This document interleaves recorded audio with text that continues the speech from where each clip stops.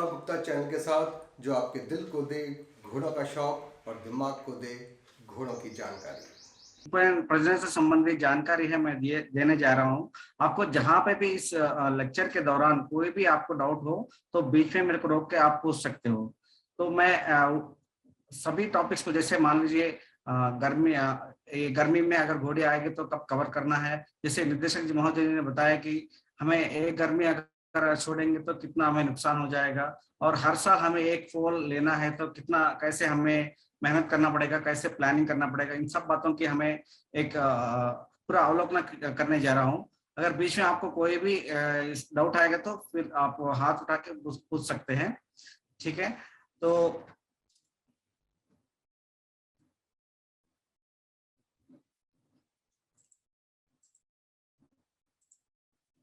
जैसे आप जानते हैं कि घोड़ा एक सीजनल ब्रीडर है, मतलब वो ज्यादातर जब लाइट की टाइम ज्यादा हो, दिन की अवस्था लंबी दिन जब होते हैं वो हीट में आती है, और इस प्रकार वो अपनी गर्मी के लक्षण दिखाती है। और वो परिपक्वता या प्यूबर्टी जो है स्टैलियन में मतलब नर अश्व में 15 महीने से लेकर 16 महीने तक बीच में आ जाता है, और मादा वही 16 महीने से लेकर 18 महीने के अंदर अपना परिपक्वता या पुबर्टी दिखाती है। लेकिन हमें उसी समय उसको हमें कवर नहीं करना चाहिए। जल्दी अर्ली एज में अगर हम मेयर को कवर करेंगे तो बच्चे की ग्रोथ ठीक तरह से होगा नहीं और वो घर ठहरेगा भी नहीं। और ईस्टर साइकिल यानी मध्य चक्र की जो चक्र मध्यकाल की जो चक्र होता है वो 21 से 23 दिन की होती है, और इसके जेस्टेशन लेंथ यानी गर्भ का अवस्था की औसत 11 महीने यानी 320 या 330 से लेकर 340 तक भी जा सकती है। तो इसको डिटेल में हम अभी अगले स्लाइड में देखेंगे। ये घोड़े की प्रजनन अंगों की शारीरिक रचना है, इसलिए मैंने दिया है कि हमें बहुत पहले हम आगे आगे स्लाइड्स में बताने जाएंगे कि ओवरी, स्पर्म, ओवसाइट वो सब कहाँ से आती है, ये कहाँ पे डिपॉजिट करना होता है, सेमेन कहाँ डिपॉजिट होती है, इन सब बातों को ध्यान में रखते हुए मैं एज ए इंट्रोडक्शन ये पिक्चर मैंने दिखाया है। जैसे ये है अंडाशय, जहां से अंडा निकलता है। जब मादा अश्व गर्मी में होती है, वो 4 और 5वां दिन गर्मी के और शुक्राणु अगर उस समय में पहले से ही मौजूद हो तो अंडे के और ये ओविडक्ट जहां बोलते हैं, इसके अंदर इन दोनों का मिलन होकर और फर्टिलाइजेशन होकर बच्चा बनता है। तो बच्चा बनने के बाद इस अंडा के बॉडी में, यूट्रस के बॉडी में, मतलब गर्भाशय के बॉडी में आके वहां पे 16 व 17 दिन रह के फिर वहां से बड़ा होना शुरू होता है। तो ये एज एन एग्जाम्पलरी हमने दिया है। तो आगे बढ़ते हैं।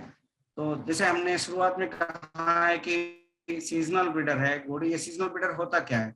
हमारे जैसे राजस्थान या हरियाणा के अंदर जो अगर देखा जाए तो घोड़ी जो है मार्च बीच ऑफ मार्च में शुरू होके सितंबर तक गर्मी में रहती है, मतलब यानी हीट में रहती है।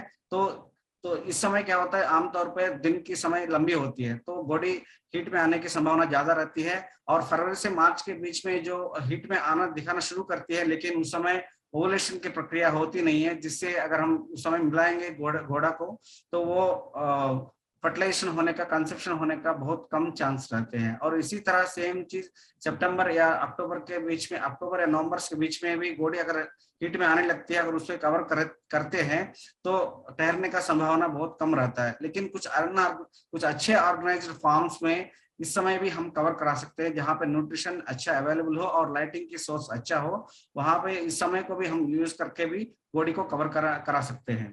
तो ये सीजनल ब्रीडर क्यों कहा जाता है? क्योंकि बॉडी जब लाइट बढ़ जाता है, बॉडी के पीनियल ग्लैंड होता है, उसके अंदर जो न्यूरॉन्स है वो एक्टिवेट होके मेलाटोनिन हार्मोन को ब्लॉक कर देते हैं। तो जो मेलाटोनिन हार्मोन को कम कर देते हैं, जिसकी वजह से बाकी जो प्रजनन से संबंधित हार्मोन जो है वो रिलीज होके अंडे को रिलीज करने में मदद करते हैं। तो हमें अगर किन किन पॉइंट्स को ध्यान में रखना है, अगर सही घोड़े को सिलेक्शन करना है या परचेज करने जाते हैं, तो हमें इन कुछ चीजों का ध्यान रखना चाहिए। आप में से कोई बता सकते हैं कि आप लोग घोड़े को अगर सिलेक्शन करने जाएंगे तो किन किन पॉइंट्स का ध्यान रखते हैं? आप में से कोई बता सकते हैं क्या? सर फर्स्ट पॉइंट है जो उस पे ज्यादातर हम कंसिडर करते हैं। क्या है जी? फर्स्ट पॉइंट जो आपने पिक्चर्स में फर्स्ट पॉइंट दिया है, हम उसको ज्यादा कंसिडर करते हैं। हाँ जी, हाँ जी, ठीक है, एक हो गया। अच्छा, और फिर इस सर पे उसके क्यों दांत ध्यान के, जी दांत भी देखे जाते हैं हमारे यहाँ। हाँ हाँ, दांत क्यों देखते हैं जी? जी हाँ, 3 साल के मिनिमम दांत से होनी क्या चाहिए ना। पता चलता है? हम दांत तीन क्यों देखते हैं आप? दांत क्यों देखते हैं? कि वो कितने महीने की है मिनिमम, इससे पता चल जाता है ना सर वो, हाँ, ये इसके लिए। तो एज से पता चलता है। वेरी गुड, हाँ वेरी गुड। और लास्ट पॉइंट आप जब बता रहे थे कि इस पे क्यों ध्यान देते हैं, सर, आपने लास्ट पहले फिर हम बोला ना देखते हैं उसकी एक पॉइंट। रीढ़ की हड्डी, जो रीढ़ की हड्डी होती है उस पे ज्यादा फोकस करते हैं फिर। हाँ हाँ, मतलब बॉडी कंडीशन कैसा है बॉडी हाँ का, ये देखते हैं। तो मैं यहाँ जो चित्र दिखा रहा हूँ, उस चित्र से आपको कुछ आइडिया लग रहा है क्या है? मैं क्यों चित्र दिखा रहा हूँ यहाँ पे, जो बनाया जी हुआ हाँ है सर, ये सब जो है? हाँ, ये जी हाँ किस लिए सर, समझ दिखाया तो गया? रहे हैं। क्योंकि सर जो फर्स्ट हाँ, नहीं वाली ये, होती है, जब हम हॉर्सेस से मैटिंग करवाते हैं ना, तो वो हाँ जी, कंसर्न होने के चांस 100% रहते हैं। और सेकंड वाले में थोड़ा सा डाउन है। उसके बाद में जो हाँ थर्ड वाली पोजीशन दे रखी, उसमें कंफर्म नहीं होता है कि घोड़ा स्टैलियन जो भी होगा वो कंजर्व कर पाएगा, हाँ हाँ क्योंकि हाँ, उसके इसका शुक्राणु वजह होते हैं क्या हो यही सकता जो है? सेट हो जाते हैं। इसका वजह क्या सर होता ये है? तो आप ही बताइए सर, हमें तो, सर इसका तो हमें हाँ भी नहीं ठीक पता है, सर। बहुत अच्छा, ठीक है। तो ये किसान भाई ने जो बोला है वो पॉइंट्स बिल्कुल सही है। सभी को ये चीजें फॉलो करना है। जैसे आप लोग दांत देखते हैं, तो दांत इसलिए देखते हैं कि वो एज पता करने के लिए दांत देखते हैं। लेकिन कुछ जगह क्या होता है कि दांतों को भी रैस्प कर देते हैं, मतलब एज ना पता होने के लिए दांतों को भी रैस्प कर देते हैं और कुछ मॉडिफाई करने की कोशिश करते हैं। तो बाकी चीज हम क्या देख सकते हैं कि हमें ध्यान ये रखना चाहिए कि जो अगर ब्रीडिंग के पर्पज से देखा जाए तो काफी यंग वाला और काफी ओल्ड वाला, यानी 3 साल से छोटे वाले और 15 साल से ऊपर वाले को खरीदना नहीं चाहना चाहिए। अगर फ्यूचर में ब्रीड करना है तो 3 साल के आसपास ले सकते हो। और जैसे फिजिकल एग्जामिनेशन भी करना है, सबके रीढ़ की हड्डी सही है, बॉडी तंदुरुस्त है कि नहीं है, वो देखना चाहिए। और जैसे लास्ट पॉइंट, जैसे भाई साहब ने भी बोला था कि कंसेप्शन रेट जो है वो थर्ड वाला फिगर में यहाँ जो है लिखा हुआ है, इसमें कम होता है। क्योंकि जैसे आप आमतौर पर नॉर्मली अगर सोचा जाए तो अगर इसके लीद आती है तो यहीं पे स्थित हो जाती है, और लीद के अंदर जो बैक्टीरिया वगैरह वो फिर गर्भाशय के अंदर जा सकता है, वहां इन्फेक्शन होने की चांस ज्यादा होती है। और इन्फेक्शन एक बार आ गया तो घोड़ी ठहरना मुश्किल है। तो इसीलिए हमें ध्यान रखना चाहिए कि ये जो लीद वाली द्वार और वेस्ट वल्वा जो बोलते हैं वो एक साथ 90 डिग्रीज में होना जरूरी है। अगर ये सब मिलेगा तो ठीक है। और नहीं तो थोड़ा सा ये इंक्लिनेशन जो है मतलब 45 डिग्री से ज्यादा नहीं होना चाहिए। ये चीज आपको ध्यान रखना चाहिए।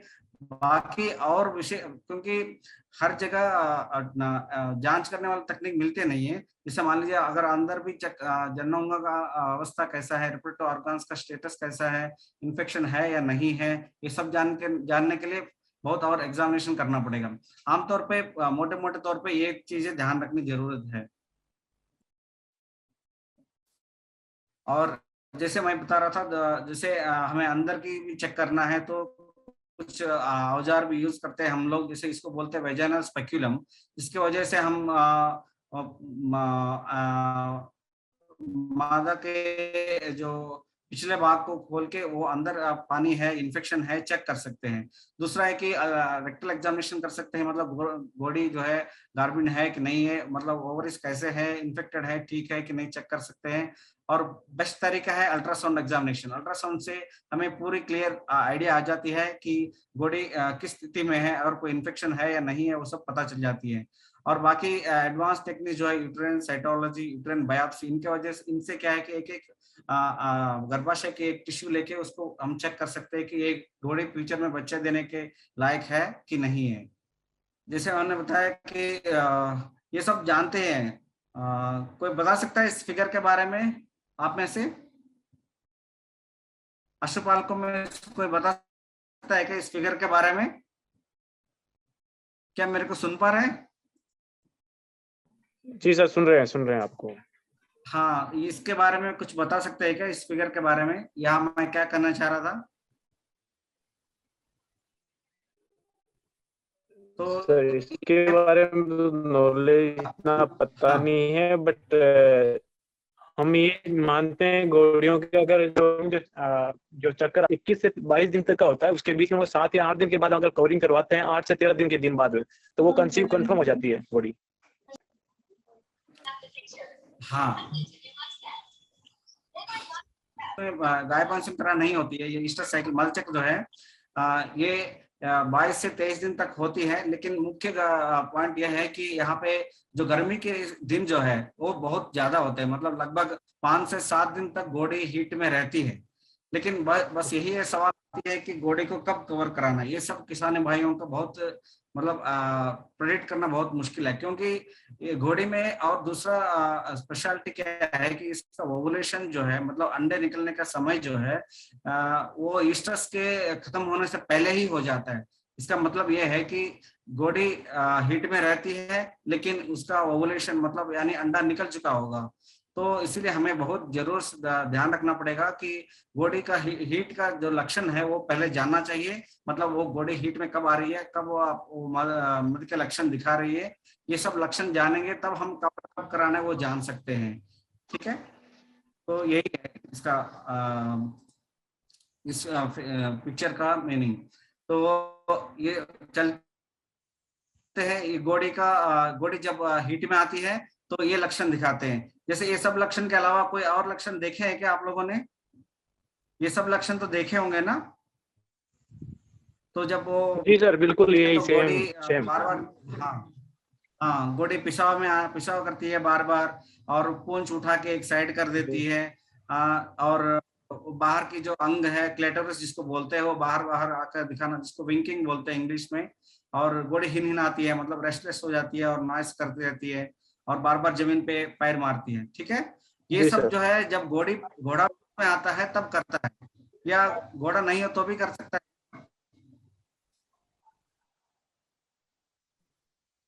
सर वो तो कभी भी कर सकते। कभी भी कर सकता है, या बाद में आएगा तभी भी कर सकता है? सर आपकी वॉइस कट रही है। वॉइस कट रही है? सर मतलब वो तो सुन नहीं पा रहे क्या? है सर। हाँ बोलिए। हाँ सर, वो तो कभी भी कर सकते हैं। हाँ सर। जब घोड़ी मध में आती है तभी ये लक्षण दिखाए जाते हैं। और पिसाव का कलर कैसा होता है, उस समय कलर भी चेंज होता है, थोड़ा पीलापन उस पिसाव में दिखता है। जैसे ही घोड़ा नजदीक आया तो घोड़ी अपने पिछवाड़ा भी दिखाता है, मतलब वो माउंटिंग के लिए तैयार दिखाती है। और घोड़ा जो है फ्लेमन रिएक्शन जिसको बोलते हैं वो करती है घोड़ा। बीच में आप एक डंडा भी लगा सकते हो, या दीवार के पीछे भी लगा के चेक कर सकते हैं। नहीं तो कई बार घोड़ा चोट खाने की संभावना भी हो सकती है, क्योंकि घोड़ी जब हीट में नहीं होती है तो वो पीछे अपने पाँवों से घोड़ा को लात मार सकती है, तब उससे काफी नुकसान या चोट भी पहुंच सकता है। तो इन सब चीजों का ध्यान रखना चाहिए। और जब घोड़ी हीट में आती है तो उसको सही तरह से हमें पहचानना पड़ेगा ब्रीडिंग के लिए। तो ब्रीडिंग कब कराते हैं आप लोग? अगर आपको पता चल गया कि घोड़े हीट में आ गए, मध में है, तो आप कब कराते हैं मेटिंग? घोड़ा कब चौथे और दिखाते हो? छठे दिन। सर हम तो मिनिमम से 7 या हाँ 8 दिन जी, लेके चलते हैं मिनिमम।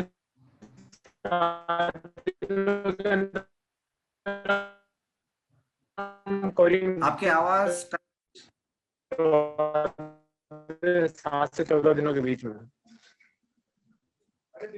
सॉरी 7 से 14 दिन के बीच में? हाँ जी सर। भाई साहब आपकी आवाज सुनाई नहीं दे, मैं क्लियर से बोलेंगे दोबारा? सर मैं ये कह रहा हूँ कि हम 7 दिन से लेके 14 दिन के बीच में घोड़े को दिखा देते हैं उसको। 7 दिन से लेकर 14 दिनों के बीच 14 दिन के में। अंदर? हाँ तो जी कैसे सर। होगा ऐसा? क्योंकि 1 से 7 दिन अगर हीट में आ रही है तो 7वां दिन क्यों करेंगे? अगर मान लीजिए घोड़ी एक दिन आज आ रही है हीट में, तो आप कब कवर कराओगे? जैसे आज के शुरू से बताओ कब कवर करोगे? सर चौथे और छठे दिन कवर करवाते हैं हम तो। आज मान लीजिए आपने, हाँ वो किस लिए कराते हैं?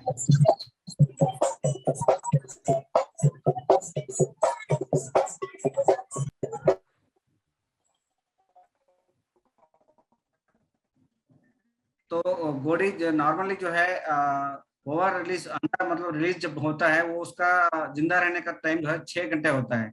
उस समय तक कि उसके जो भीतर पहला हमें तो हमें हाँ बोलिए बोलिए।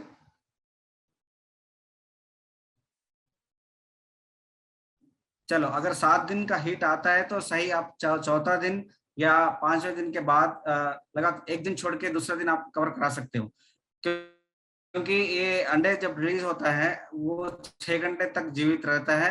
उस 6 घंटे के अंदर अंदर हमें शुक्राणु को वहां पे पहुंचाना चाहिए, नहीं तो वो फर्टिलाइजेशन नहीं होगा और बच्चा पैदा नहीं होगा। तो ये हो गया नेचुरल मेटिंग का। अगर ब्रीडिंग जो देखा जाए तो वो नेचुरल भी करा सकते हैं, जैसे घोड़े को कवर करा सकते हैं, या अभी दूसरे तरफ फ्रेश सेमन का कलेक्शन करके या कोल्ड सेमन या चिल्ड सेमन से भी या फ्रोजन सेमन से भी मतलब द्रवीकृत वीर से भी हम ए करके आर्टिफिशियल इंसेमिनेशन यानी कृत्रिम गर्भाधान भी कर सकते हैं। तो कृत्रिम गर्भाधान करने का टाइम क्या है कि जैसे चौथा दिन आता है तो 5वें दिन छोड़ के 5 और 6 दिन हम कृत्रिम गर्भाधान करते हैं। तो उस समय अंडा होने रिलीज होने का ज्यादा चांसेस रहते हैं। और जो द्रवीकृत वीर्य होता है उसका टाइम 24 से लेकर 48 घंटे तक जीवित रहता है उसमें शुक्राणु, तो फर्टिलाइजेशन होने का चांस ज्यादा रहते हैं। तो कभी और अल्ट्रासोनोग्राफी के द्वारा भी अंडे को हम लोग चेक कर सकते हैं, मतलब अंडा कितना बड़ा है, कितना किस समय हमें कवर कराना है वो चेक करने के लिए भी अल्ट्रासाउंड कर सकते हैं। जैसे यहाँ पे एक वीडियो दिखाते हैं तो अंडा कितना बड़ा है और कैसे किस समय हमें मेट करानी है। जैसे हमारे सेंटर में ये जंस्कार नस्ल की घोड़ी है और इसको हम अल्ट्रासाउंड मशीन के द्वारा इसके अंडे की स्थिति चेक करते हैं, अंडा कितना बड़ा है और उसका कंसिस्टेंसी कैसा है और किस समय हमें कवर करना चाहिए। अल्ट्रासाउंड मशीन में देखेंगे तो लगभग 40 से लेकर 45 mm के बीच में हम इसे कवर कराते हैं। देखिए अंडा कितना बड़ा है।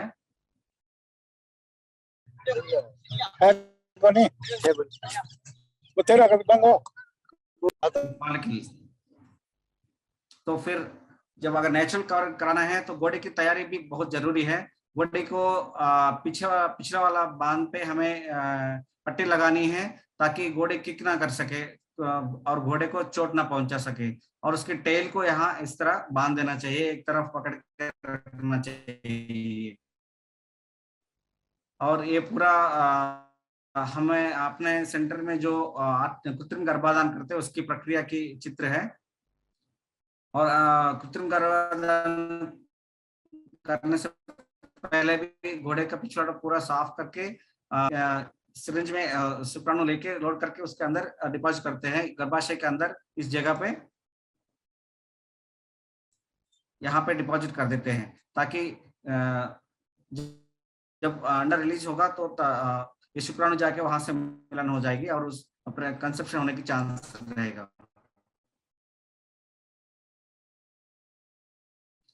और घोड़े को भी देखभाल अच्छे से करना होगा। घोड़े की जो अंग है उसको भी साफ करना होगा, कम से कम मंथ में महीने में 2-3 बार हमें इसे साफ करना पड़ेगा, नहीं तो घोड़े के लिंग के अंदर कुछ बीन्स फॉर्मेशन हो सकता है जिससे घोड़े के स्क्रोटम में सूजन हो सकती है और पेशाब करने में भी दिक्कत हो सकती है। ये कई बार लोग ऑब्जर्व किए होंगे, अगर घोड़े के यूज भी ज्यादा नहीं किया हो तब भी स्क्रोटम की सूजन आ सकती है, तब हमें उसके लिंग को अच्छी तरह से साफ करना है और ये बीन्स टाइप जो होते हैं उसको निकालने की जरूरत है। तो घोड़ी को कवर कर दिया। अगर घोड़ी प्रेग्नेंट हो गया तो अगर उस घर प्रेग्नेंट है या नहीं है उसकी जांच कैसे करें? एक तो हो सकता है गोदाम में हाथ डाल के रेक्टल एग्जामिनेशन कर सकते हैं, दूसरा तरीका है अल्ट्रासाउंड मशीन से पक्का हमें पता चल सकता है, और लेबोरेटरी टेस्ट जो है सीरम से जुड़े हुए हैं, सीरम उसका निकाल के उसका सीरम का जांच भी कर सकते हैं जो हमारे सेंटर में अवेलेबल है। तो जो भी प्रशिक्षित वेटनरी डॉक्टर है या पशु चिकित्सा अधिकारी जो भी है वो गोदाम में हाथ डाल के रेक्टल एग्जामिनेशन के तौर पे 30 दिन के अंदर बता सकते हैं। लेकिन वही चीज अल्ट्रासाउंड मशीन के द्वारा हमें मिनिमम 10 दिन से लेकर 15 दिन तक के बीच में भी हमें प्रेगनेंसी का पता चल सकता है। घोड़े में स्पेशलिटी और दूसरा क्या है कि उसके बच्चा जब, हेलो हेलो बोलिए। सर, थोड़ा सा एआई के बारे में क्लैरिफाई अगर आप ठीक से कर पाए, क्योंकि हाँ हमें बोलिए। जनरली पब्लिक को क्या है कि आज किसानों को सभी को एआई के बारे में डिटेल्ड एक्सप्लेनेशन शायद तक ज्यादा लोगों को पता नहीं है कि एआई क्या हाँ है, फिर मैं बोल, उसके एडवांटेजेस क्या है। Thank you sir. हाँ बताते हैं। हाँ ये क्या है कि हाँ ये जो है ये मतलब कृत्रिम गर्भाधान होता है। कृत्रिम गर्भाधान मतलब घोड़े को बिना यूज करके घोड़े के वीर्य को घोड़ी के गर्भाशय के अंदर डालना है। वो फ्रेश सेवन से भी कर सकते हैं और चिल्ड सेवन से भी कर सकते हैं और प्रिजर्व्ड सेवन से भी कर सकते हैं। हम अपने सेंटर पे इक्विन प्रोडक्शन कैंपस जो अश्व उत्पादन परिसर बीकानेर में हम लोग केवल कृत्रिम गर्भाधान से ही बच्चा लेते हैं। वो इसीलिए क्योंकि जब अगर एक जैसे फील्ड में हम देखते हैं एक कोई प्रसिद्ध घोड़ा है, सब लोग उस घोड़े से कवर कराना चाहते हैं, लेकिन जिससे वो घोड़ा जिस घोड़ी से कवर किया हो और उस घोड़े के अंदर कुछ अगर मान लीजिए कोई डिसीज हो जो दूसरी घोड़े को ट्रांसमिट हो सकता है, तो इससे नुकसान हो सकता है। क्योंकि एक घोड़ा कई घोड़ियों को कवर कर रहा है और मान लीजिए किसी घोड़े के अंदर का कुछ भी अगर बीमारी हो या दिक्कत हो, वो कई घोड़ियों में ट्रांसफर होने का दिक्कत है। तो ये एक एडवांटेज इसी गर्भाशय के अंदर डिपॉजिट कर सकते हैं, जिससे घोड़े का वीर्य का मैक्सिमम यूटिलाइजेशन होगा। मान लीजिए एक घोड़ा जो प्रसिद्ध घोड़ा है वो अपने जिंदगी में कम से कम 40-50 घोड़े को कवर कर सकता है, बच्चा दे सकते हैं अपनी जिंदगी में। लेकिन वो घोड़ा जीवित हो या मरा हो, अगर उसका क्रायोप्रिजर्व्ड सेमन मतलब द्रवीकृत वीर्य होगा तो वो कई साल तक यूज कर सकते हैं और कई घोड़ियों में उसका यूज हो सकते हैं। जैसे ये ये करने में काम आता है। तो हम लोग हमारे सेंटर में क्या करते हैं कि घोड़ों से या फील्ड में भी जो मशहूर घोड़ा है उनके पास जाके हम उसका सेमेन कलेक्शन करके उसको नाइट्रोजन, लिक्विड नाइट्रोजन बोलते हैं, द्रवीकृत द्रव नाइट्रोजन है, लिक्विड नाइट्रोजन जो बोलते हैं, उसमें हम क्रायोप्रिजर्व कर सकते हैं, जिससे क्या है कि वो शुक्राणु कई दिन तक जिंदा रह सकता है। तो ये सर, उसका टाइम स्पेन कितना कितना हो सकता है? जैसे कि आप वो सीमन अगर हाँ प्रिजर्व जी, करते हो, जैसे कि आपने कोई घोड़े हाँ का जी, हाँ जी, सीमन प्रिजर्व किया, तो वो अच्छा कितने समय तक रह सकता हाँ है, जी। कि कितने समय तक उससे वो घोड़ियों में लगभग मान लीजिए, इफेक्टिव कन्विंस कंसीव हाँ हो सकती है? वो अभी मिनिमम 30 साल तक तो कुछ दिक्कत नहीं होगी। कोई घोड़ा का अगर चमन आप द्रवीकृत कर दिया अच्छी तरह से, तो मिनिमम 30 साल तक तो कोई नुकसान नहीं होगा। Okay sir. और जैसे कि तो हमारा, अगर कोई घोड़ा है, उसका सीमन अभी तक किसी ने प्रिजर्व नहीं करा है, उसके बारे में हाँ कुछ आप अगर बता सके तो। जैसे कि अगर कोई चाहे कि उनके पास घोड़ा है, उनका सीमन प्रिजर्व हो, तो वो करवा सकते हैं या नहीं, उन सब हाँ चीजों के बारे में। हाँ करवा सकते हैं। हाँ हमारे पास एक मोबाइल टीम है एक अश्व उत्पादन परिसर में।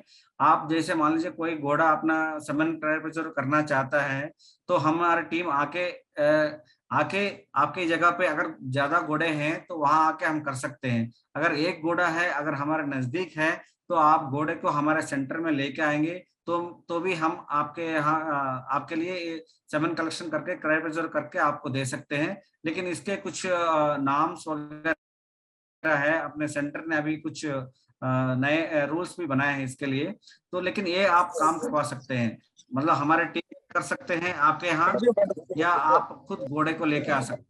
हेलो, यस समझ सर, रहे यस। हैं? Okay, yes sir, totally understood. Thank you sir very हाँ मच। थैंक यू वेरी तो मच। ये है, ओके। तो ये है, तो हम अपने सेंटर में क्या है कि अल्ट्रासाउंड मशीन का भी इस्तेमाल होता है। तो हम सही टाइम में अंडे का साइज देख के, यहाँ पे जैसे मान लीजिए इस फिगर में आप देख पा रहे हैं, यहाँ पे साइज देख के और उसका कंसिस्टेंसी देख के हम उसको कवर कराते हैं फ्रोजन सेमन से। और और फ्रोजन सर, सेमन करने से हाँ पहले हाँ जी बोलिए। हाँ सर, सारे ब्रीड के घोड़ों का सीमन प्रिजर्व आप करवाते हो, मतलब कोई भी ब्रीड का?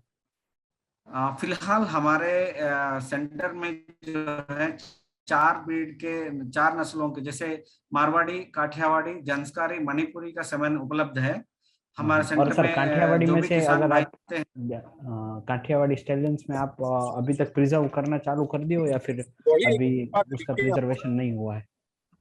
नहीं हमने हमने काठवाड़ी एरिया में एक बार आए थे और जूनागढ़ में हम आके वहां पे कलेक्शन किए थे और उसका डोसेस हमारे पास कुछ रखे हुए भी, और हमने उससे बच्चे भी लिए हैं अपने फार्म में काठियावाड़ी और उसके इनसे हमने। लेकिन अभी प्रॉब्लम एक्चुअली क्या होता है कि जो अगर मान लीजिए एक किसान के पास अच्छा मशहूर घोड़ा है, अगर वो किसान हमें बुलाता है उसका सेमन कलेक्शन करने के लिए, हम जाके कलेक्शन करके 50% उस किसान भाई को दे देते हैं और 50% हम अपने सेंटर में लाके अपने मेयर्स में यूज करते हैं। लेकिन वो हाँ सेमन हम किसी दूसरे फार्मर के लिए यूज नहीं कर सकते, क्योंकि वो किसान भाई अगर परमिशन दे तभी यूज कर सकते हैं, नहीं तो अन्यथा यूज करने की हमारे पास परमिशन नहीं होती है। तो हम जो हम फील्ड से लेके आते हैं वो सेमन हम किसी को देते नहीं है, केवल ओके हमारे ओके मेयर्स के अंदर यूज कर सकते हैं। ओके। और सर आपका सेंटर अगर कोई नॉर्मल पब्लिक या किसान चाहे तो मतलब विजिट कर सकता है आपका जो सेंटर है एनआरसी का, हाँ वो बिल्कुल किसान या फिर कोई बंदे चाहे तो बिल्कुल विजिट कर विजिट सकते कर सकते हैं। हाँ बिल्कुल विजिट कर सकते हैं। हाँ विजिट बिल्कुल कर सकते हैं।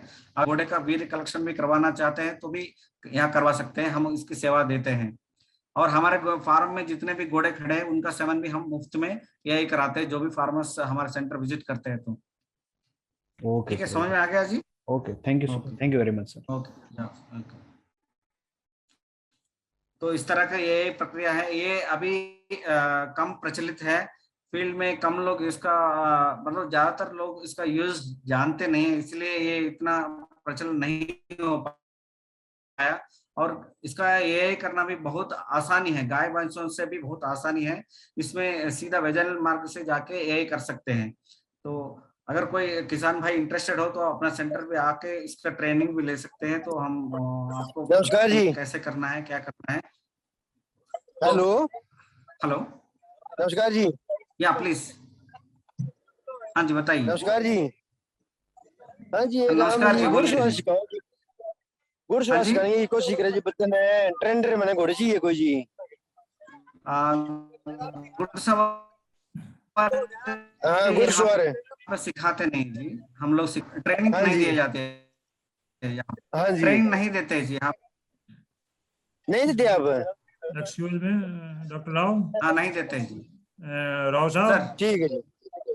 डॉक्टर राव बोलिए sir. Please you continue this lecture first, then we will discuss. पहले आप लेक्चर खत्म किए फिर डिस्कस करते हैं बाद में लास्ट में। पहले लेक्चर को ऐसा कंप्लीट कर लीजिए, ये जैसे राइडिंग का ये डिस्कशन लास्ट में करते हैं। आवाज आ रहा है साहब? ठीक है सर, ओके सर। पहले लेक्चर कर लीजिए, हाँ, आ रहा है सर, आ रहा है सर। करते हैं बाद में लास्ट में डिस्कशन कर लेंगे। ठीक है sir. Okay sir. Okay sir, okay sir, okay sir, okay. तो जैसे गर्भ की जांच करनी है तो इक्वेन में स्पेशलिटी क्या है कि ये 16 से 18 दिन से पहले जो बच्चा फॉर्म होता है, एम्ब्रियो वो घूमता रहता है, एक हॉर्न अच्छी तरह से चेक करना है कि अगर घोड़ी को नॉन प्रेग्नेंट डिक्लेयर करना है तो, अगर घोड़ी प्रेग्नेंट है तो डिफरेंट स्टेजेस में इस तरह दिखाई देती है। मतलब अगर हाथ से चेक करेंगे तो बल्जिंग अगर दिखेंगे तो इस तरह, जैसे मान लीजिए 18वां दिन एक बल्जिंग यहाँ पर दिख जाती है और तो 25वें दिन में वो बल्जिंग थोड़ा बड़ा हो जाता है और थोड़ा थोड़ा धीरे धीरे बड़ा होके ये बॉडी में आके सेटल हो जाता है। तो बॉडी को प्रेगनेंसी के दौरान अच्छी से देखभाल करना है। अगर गर्मी हो दिन उसको छाना चाहिए। और फोलिंग जैसे कैसे पता चलेगा हमें, अभी घोड़े बच्चा देने वाली है, उसका 3 स्टेज में वो होते हैं। पहले तो हमें पहले देखना है कि उसके थन में जो दूध आना गिरना शुरू हो जाती है, वो पहला सिम्टम है, मतलब बच्चे घोड़ी जो है 24 घंटे अंदर अंदर बच्चा देने वाली है। और ये 3 स्टेज में होता है। पहले स्टेज में घोड़ी कोलिक लाइक सिम्टम्स दिखाती है, जैसे मान लीजिए स्वेटिंग हो जाता है, रेस्टलेस हो जाती है, उठ बैठ करना चालू कर देता है। और ये कम से कम 6 घंटे से लेकर आधा घंटे तक रहता है।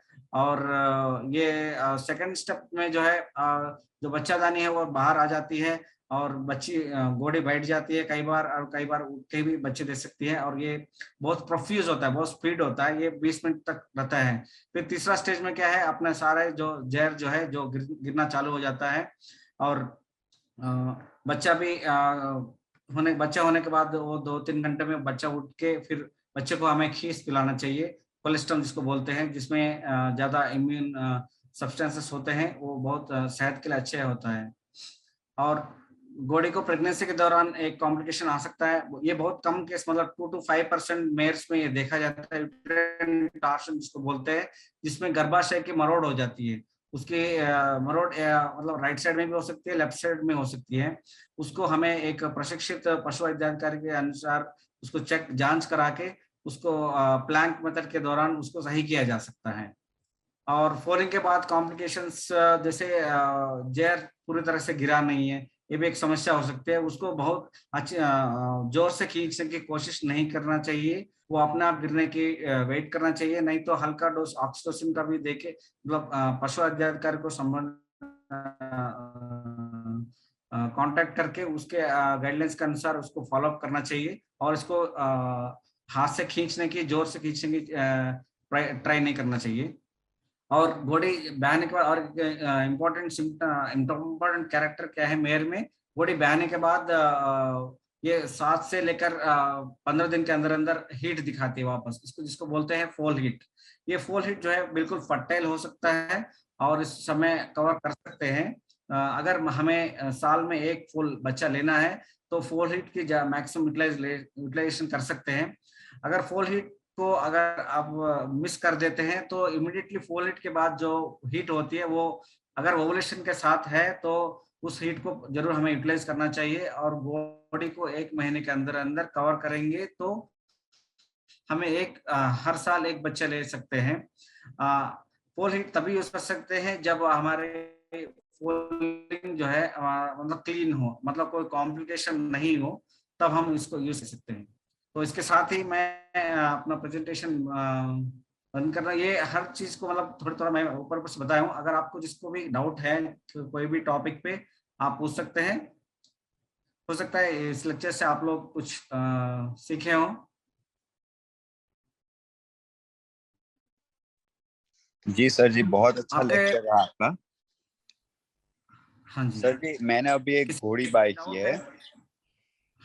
हाँ जी, फर्स्ट टाइम घोड़ी बाय की है। मैं 5 साल से घोड़ा रख रहा था। अभी वो 5 महीने प्रेग्नेंट है, तो उसकी केयर लेने के लिए हाँ जी, क्या करना चाहिए?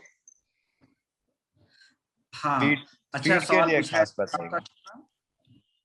हाँ जी, शादाब मुल्तानी। Hello hello. हाँ जी, जी, मेरा नाम शादाब है।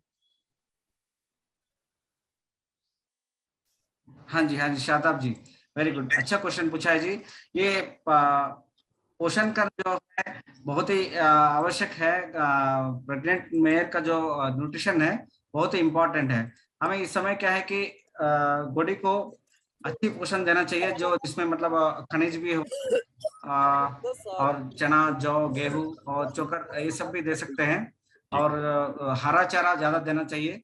और घोड़ी को नहीं है टेटनस जैसे जैसे बड़ी प्रेग्नेंट आगे बढ़ती है तो टेटनस वगैरह भी हमें देना चाहिए। और डिवॉर्मिंग भी जरूरी है, डिवॉर्मिंग भी जरूरी है।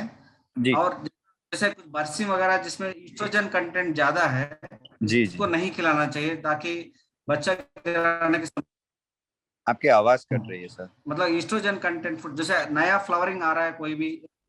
जी हेलो जी, क्या सुन आवाज थोड़ी कट रही है। जैसे कुछ हाँ अभी सुन पा रहे हैं? जी हाँ, तो रेगुलरली डीवॉर्मिंग करना जरूरी है।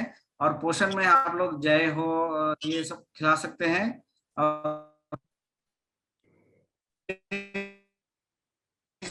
मतलब मिनरल मिक्सचर खिलाना जरूरी है। जी, मैं मिनरल मिक्सचर में हमारे यहाँ पे टफ राइडर करके मिलता है। और डीवॉर्मिंग रेगुलरली करना चाहिए। जी, डीवॉर्मिंग के लिए प्रेग्नेंट मेयर में कोई स्पेशल टेबलेट होती है सर? हाँ, डिवॉर्मिंग में प्रेग्नेंट मेयर को फेनबेंडाजोल खिला सकते हैं, अल्बेंडाजोल नहीं खिलाना है। फेनबेंडाजोल और जी हाँ, आइवरमेक्टिन भी कुछ लोग सजेस्ट कर सकते हैं। आइवरमेक्टिन। आइवरमेक्टिन भी दे सकते हैं। हाँ जी, आइवरमेक्टिन भी दे सकते हैं। जी जी। हाईटेक जो आती है वो दे सकते हैं। वो आयरमेक्टिन ही है हाईटेक की। जी जी। वो कितना एक बॉटल दे दूं? 100 ml जो आता है, 60 ml आता है शायद। हाँ वो फुल डोज ही हाँ, आता है 60 ml की आती है। हाँ जी हाँ, जी। full एक dose सिंगल डोज दे आता है। सकते हैं। जी जी, यानी हर 2 महीने देना है या अभी एक ही बार दूं? क्योंकि घोड़ी मेरे पास 1 वीक से ही आई हुई है, आगे डिवॉर्मिंग हुआ है नहीं हुआ है पता नहीं है। हाँ, 3 महीने में एक बार दे सकते हो। जी आप जी तो अभी तो दे सकते हो, 5वां महीना और 8वां महीना दे देना, फिर जी बंद कर देना। जी जी। ठीक। और थैंक कोई यू सर। किसान भाई किसी का सवाल हो या सर जी, वेलकम। आपका कांटेक्ट नंबर आप ड्रॉप कर सकते हैं राव साहब? हाँ, चैट बॉक्स में डाल देंगे। हाँ जी, हाँ जी। जी जी। तो नहीं वो तो क्या है, कभी भी कुछ क्वेश्चन रहेगा तो आपके मैसेज करके कुछ भी हम कांटेक्ट कर सकते हैं। हाँ, आपका क्या नाम बताया जी? सदाब। शादाब मुल्तानी। शादाब मुल्तान। हाँ, आपका भी मैं मैसेज कर रहा हूँ। और कोई किसान भाई? हेलो। जी और राव साहब हाँ एक जी, और, बोलिए। जो डीएनए अपने जो पासपोर्ट के लिए जो क्या बोल रहे हैं अपने रजिस्टर करवाने के लिए कैसे कर सकते हैं घोड़े को? मेरे पास स्टालियन है, उसको रजिस्टर करवाना हो, हाँ, मैं ये गुजरात में फिलहाल हम रहता एनआरसी, हाँ अभी एनआरसी तो ये रजिस्ट्रेशन प्रक्रिया नहीं कर रही है, लेकिन कुछ सोसाइटी है जैसे IHSI और जोधपुर में भी एक संस्था है, हूँ। वो लोग कर रहे हैं। हाँ, जी जी। एनआरसी कोई रजिस्ट्रेशन की प्रक्रिया अभी चालू किया नहीं है। Okay okay okay. हेलो, जी गुड जी। इवनिंग सर, मैं डॉक्टर शर्मा बोल रहा था। हाँ जी, गुड इवनिंग जी, बोलिए सर। सर ये मेयर को सपोज रेगुलर साइकिल में नहीं आ रहा है तो हाँ जी, PGF2 अल्फा यूज किया जा सकता है सर इनको हीट में लाने में, प्रॉपर एक बार गैनोलॉजिकल चेकअप करने के बाद में? हाँ डॉक्टर साहब, आई थिंक पहले हमें क्यों नहीं आ रही है, पहले ये होना चाहिए, ओके। क्योंकि there are many factors why the mare is not coming to heat. First, we have to ascertain the factor, rule out all the other things. If it is cycling regularly and if it is not showing heat and everything, we have to sort out. Then only we can go for synchronization of the mares. By using PGF alpha, we can cut down the luteal phase. So first of all, we have to rule out all the other things why the mare is not coming to heat. We have to see the reproductive examination. We have to go through reproductive examination, see the status of the ovary. Then only if it is not coming and if it is the CL is active, then we can go for PGF2 alpha to bring the mare into estrus. Hello, Got my point? Dr. Saab, thank you sir, thank you. you're most welcome.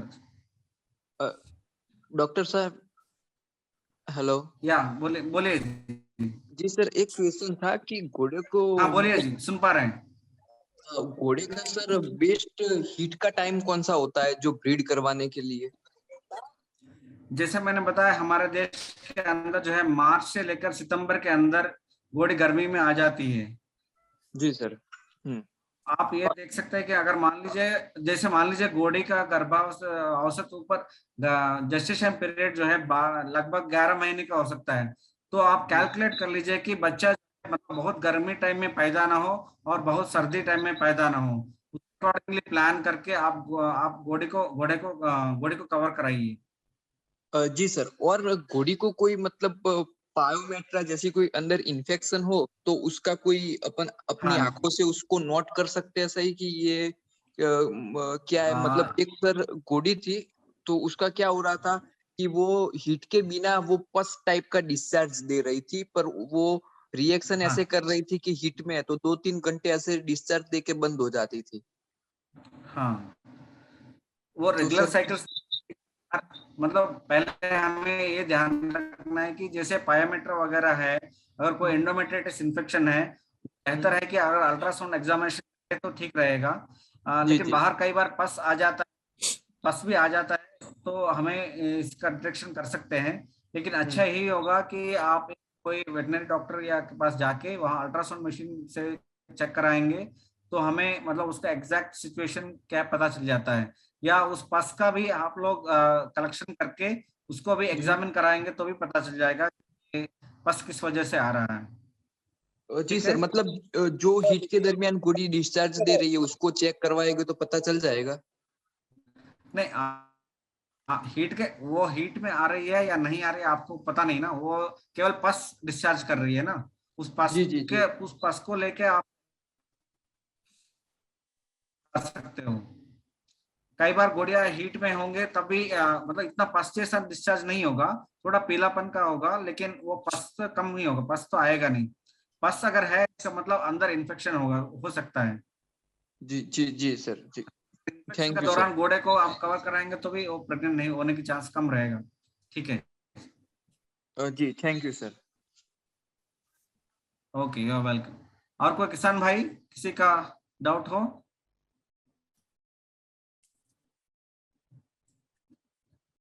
Sir ये TT injection का और deworming का frequency कितना है sir, कब तक देना है? टीटी इंजेक्शन आप हर 3 महीने में एक बार दे सकते हैं बॉडी को, और डिवर्मिंग भी हर 3 महीने में एक बार दे सकते हो। Okay okay sir, thank you.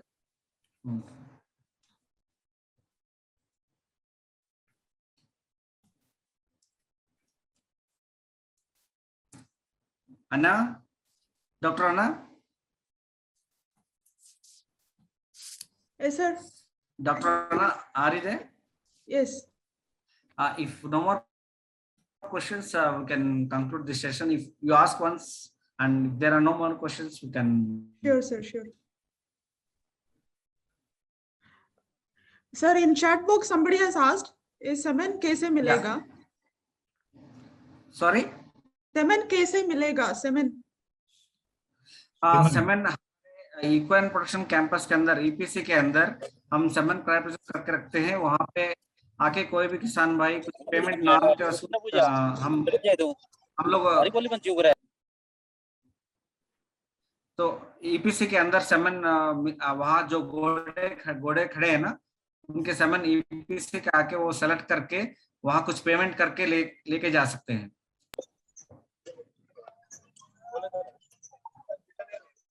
और कोई क्वेश्चंस है किसान भाइयों? मैम अगला सेशन, हाँ जी मैडम जी, मीटिंग कब हो सकता है अगला सेशन आपका? आप हमारा फेसबुक पेज में देखिए जी, एनआरसी ऑन इक्वाइंस हिसार इंडिया में, हमारे फेसबुक अकाउंट में। Okay, thank you ma'am, update वहां पे मिल जाएगी। श्योर श्योर, फेसबुक में। Okay, thank you ma'am, thank you.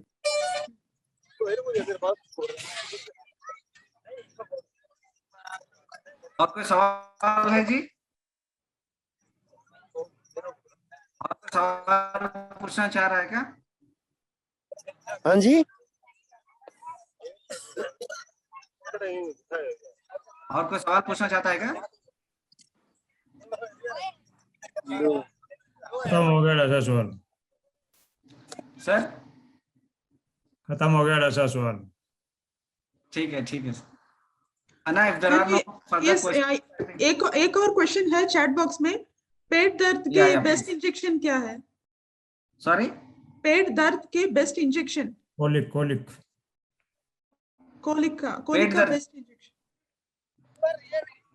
Usually pain killers तो देते ही है, नोवाल्जिन मेटाल्जिन टाइप देते ही है, बट वो किस वजह से है वो हमें देखना चाहिए। पहले कोलिक किस वजह से देखना चाहिए। Colic has so many symptoms, तो कोलिक किस वजह से आ रहा है। नॉर्मली तो कोलिक का हम लोग डालते हैं स्टार्टिंग में ही, then we have to rule out what is the cause, may be we have to go for drip और समथिंग एल्स। ठीक है सर। हेलो हेलो, हाँ बोलिए जी। हाँ जी सर सनी, क्या आप मुझे सुन पा रहे हैं? अरे बताइए। हाँ जी सर, मैं फरीदाबाद से, हरियाणा से बोल रहा हूँ। हाँ जी बोलिए जी। नमस्कार सनी जी। नमस्कार सर। सर मेरी मेयर है, बोलिए। अराउंड एज है 12 इयर्स, मारवाड़ी मेयर है। और सर मैं इसको, अब हमारे यहाँ पे डॉक्टर की फैसिलिटीज नहीं है, इसको प्रेग्नेंट कराना है और चेक करवाना है कि ये, एक तो ये इसने जो बच्चा दिया था उसको 8 साल हो गए, तो दोबारा इसको कंसीव करवाना है। तो चेक करवाने के लिए सर हमारे पास लोकल डॉक्टर्स यहाँ पे है नहीं जो इसको चेक करते हैं कि अंदर से सही है या नहीं है। तो इस सर फैसिलिटी कैसे मिल सकती है यहाँ पर? एक तो हमारे हिसार के अंदर तो ये चेक हो जाएगी, हिसार के अंदर हाँ आ जी सर, सकते हो। आप दूर कहाँ पड़ता है से सर फरीदाबाद से हिसार। अभी कोई बड़े अस्पताल में जाके वहां पे अल्ट्रासाउंड मशीन होगी तो वहां चेक करवा सकते हैं। नहीं आपके है सर, आसपास हमारे कोई यहाँ पे नहीं बड़ा है, नहीं है सर मशीन, नहीं है सर, तो फरीदाबाद में है, एक्चुअली हम तिगांव। लोग भी आ नहीं सकते। हाँ जी सर, यही है सर। हाँ, हमारा सेंटर हिसार में है, हरियाणा के अंदर, और राजस्थान में बीकानेर में है। इन 2 सेंटर में हम नहीं जांच सर, कर बहुत सकते दूर हैं। है, और बहुत दूर है सर। वेटनरी कॉलेज कोई है क्या आपका आसपास? मथुरा में नहीं है क्या सर है? हमारे यहाँ पे। मथुरा में है ना, मथुरा में। फरीदाबाद में सर कोई कांटेक्ट हो जो आ सके, I will pay. Okay, actually problem क्या है ना कि ultrasound machine cannot be movable। Now अभी गवर्नमेंट ने रेस्ट्रिक्ट, तो इस वजह से सर आवाज कट रहा है। नेटवर्क का इशू हाँ, है। अभी क्या है कि अल्ट्रासाउंड मशीन लेके कोई भी आ नहीं सकता, क्योंकि गवर्नमेंट का रेस्ट्रिक्शन है कि अल्ट्रासाउंड मशीन को मूव नहीं कर जी सकते, एक जी जगह सर, पे रखना है। जी तो सर। कोशिश आप यही कर सकते हैं कि कोई बड़े अस्पताल आपके नजदीक हो या कोई वेटनरी कॉलेज हो, नहीं, आपके नजदीक वहां नहीं मथुरा है जाके सर करवा हमारे सकते यहाँ, हैं। मथुरा है ना नहीं है आपके सर, में? फरीदाबाद अरे में मथुरा में नहीं तो है है, मथुरा नजदीक आपसे। मथुरा सर। मथुरा मथुरा, मथुरा सर हमारे यहाँ से 100 किलोमीटर पड़ जाता है, तो बहुत 80 नजदीक 100। है यार घोड़े के लिए। सो तो कोई ज्यादा दूर नहीं है। अच्छा अच्छा अच्छा अच्छा। ना सर, अगर फरीदाबाद के अगर कोई आपका कोई डॉक्टर हो, क्योंकि मैंने यहाँ पे अपने तिगांव में पता करा था, तिगांव हमारी कॉन्स्टिट्यूएंसी है और वहीं पे हमारा बड़ा अस्पताल है। मेन प्रॉब्लम मैंने जैसे बताया था ना, अल्ट्रासाउंड मशीन को मूव नहीं कर सकते हैं। कोई भी ओके डॉक्टर ओके सर। ये करेंगे तो भी, आना चाहे तो भी ना, अगर कोई कंप्लेंट करेगा तो बहुत जुर्माना हो जाएगा। तो अल्ट्रासाउंड मशीन को ओके आना, इसीलिए दिक्कत है। Okay okay sir, thank you sir, so nice of you sir, thank you okay, sir. Most welcome. हाँ जी। जी सर जी, एक और क्वेश्चन चेक बॉक्स में देखा, प्रेग्नेंट मेल को जी। राइडिंग कितना कर सकते हैं, कब तक कर सकते हैं? हाँ, राइडिंग आप शुरुआत के महीनों में कर सकते हैं, 8वें महीने तक राइडिंग में ले सकते हैं, कोई दिक्कत नहीं है। फिर 8वें महीने के बाद कम करें तो ठीक रहेगा। Okay, thank you sir. और या रेगुलर उसको एक्सरसाइज दे तो अच्छा रहेगा? एक्सरसाइज तो करवा सकते हैं, एक्सरसाइज तो करवा सकते हैं, हल्का एक्सरसाइज तो जरूरी है। Okay okay, thank you sir. Most welcome.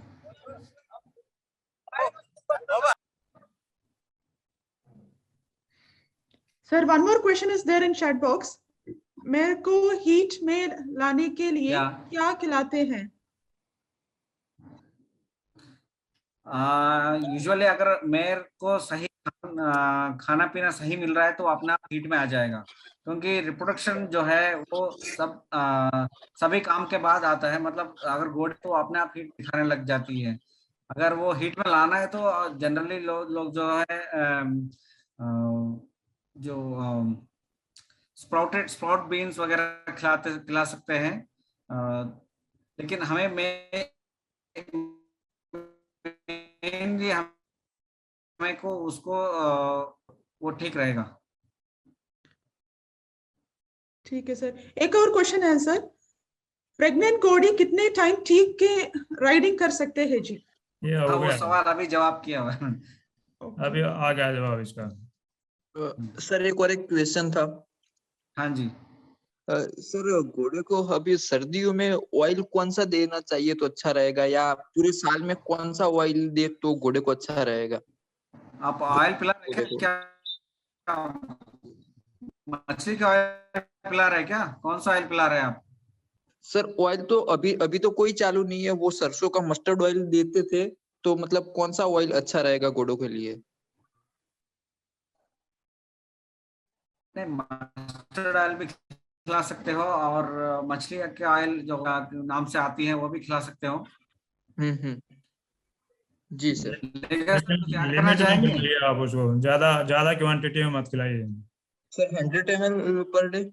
100 ml दे सकते हैं, कोई दिक्कत नहीं। जी सर, दे थैंक सकते हैं 100 ml।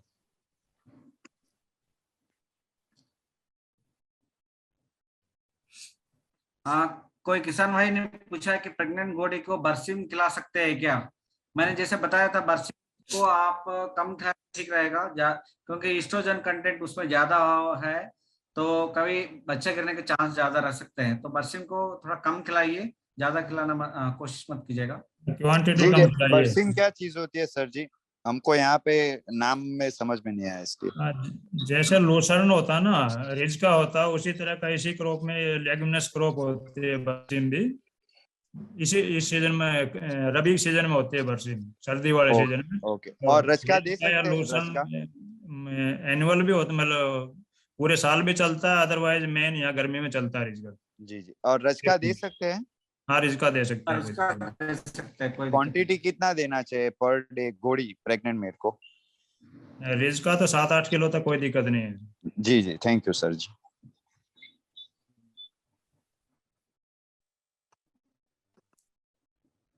ठीक है सर। ओके। हरा चारा और सूखा चारा 1:3 रेशियो खिला सकते हैं। कमल पायल ने पूछा है, 1:3 रेशियो में आप हरा और सूखा चारा खिला सकते हैं। ठीक है अना? हाँ सर, ठीक है sir, thank you so much. Doctor लेगा please. Okay, I am ready for vote of thanks. Thank you sir. Okay, आप सभी का बहुत बहुत धन्यवाद, सभी पशुपालकों का।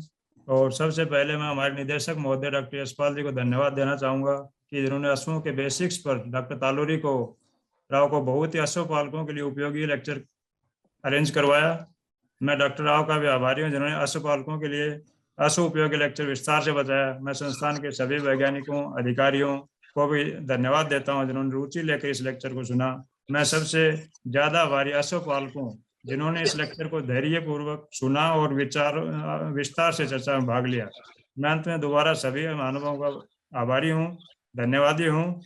और मैं इस लेक्चर की कोऑर्डिनेटर डॉक्टर अन्ना राज का भी धन्यवाद देता हूँ जिन्होंने बड़ी सुचारू रूप से इस लेक्चर को करवाया।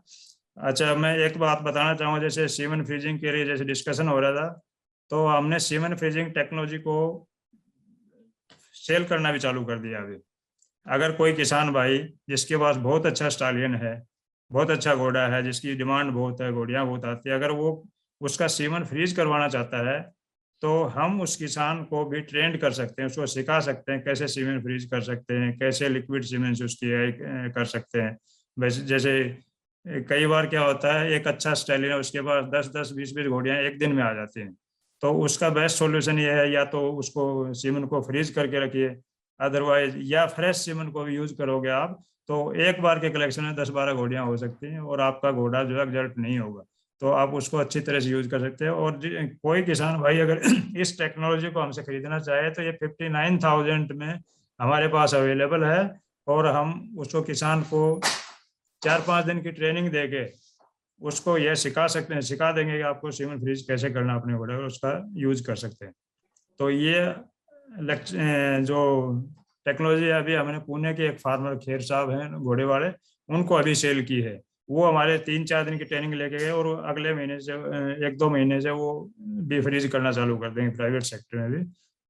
तो अगर किसी किसान भाई को टेक्नोलॉजी चाहिए, ट्रेनिंग चाहिए सीमेंट फ्रीजिंग की, तो हम यहाँ अश्व उत्पादन परिसर बीकानेर में यह ट्रेनिंग दे रहे हैं। आप सभी का स्वागत है। अंत में सभी का बहुत बहुत धन्यवाद। Thank you very much. धन्यवाद सर जी, सभी को धन्यवाद। Thank you sir, thank you so much. Thank